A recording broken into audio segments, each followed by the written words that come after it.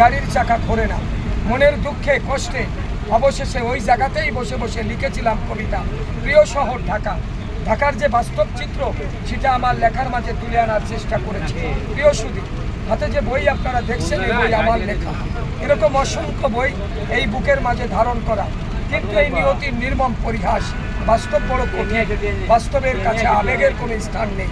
দারিদ্রতার ভূমিপাতে দুমড়ে মুচড়ে একাকার, তারপরেও বুক ভরা আশা, চোখ ভরা স্বপ্ন নিয়ে আমি আপনাদের মাঝে এসেছি।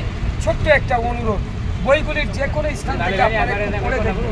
যদি আপনাদের পছন্দ হয় একটি দুটি বই নিয়ে আমাকে একটু সহযোগিতা করবেন। পছন্দ হয়নি কেউ নেবেন না।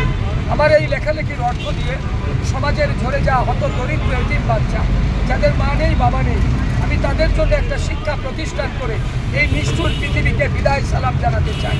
তাই বন্ধুরা, আমি একজন কবি, একজন লেখক, এভাবে নিজেকে রাজপথে বিলিয়ে দিয়েছি। বইটির নাম দিয়েছি কি আর পেলাম স্বাধীন করে। বইটির মাঝে 56টি কবিতা আছে। আমি আপনাদের জন্য এখন একটি কবিতা আবৃত্তি করব। এই বইয়ের প্রথম কবিতা, যে কবিতার নামে বইটির নামকরণ করেছি। এই বইটির নাম দিয়েছি ওগো মা তোমাকে বলছি। প্রিয় বন্ধুরা, কি আর পেলাম স্বাধীন করে, নেই স্বাধীনের স্বাদ, সব জায়গাতে রাখা আছে গরিব মারার ফাঁদ। ধনীরা সব ধনী হবে, গরিব হবে শেষ। স্বাধীন করে পেয়েছি আমরা এমনই একটা দেশ, আর বাংলা পরিশ্রমে গরিব ঝরায় ঘাম। রাজা আছে মহাসুখে, প্রজা পায় না দাম। ভাবতে গেলে অবাক লাগে হাইরে স্বাধীনতা, এমন স্বাধীন পেলাম আমরা কেউ শোনে না কথা।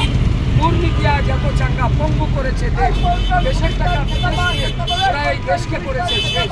দেখছি কিন্তু সব লোকে বলিনি কেউ কথা, আমরা কি তাই চেয়েছিলাম এমন স্বাধীনতা।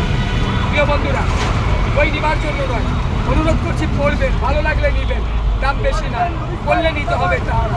দেখুন ভাগ্যবাক্য লিখুন, পড়ুন, ভালো লাগলে নিয়ে।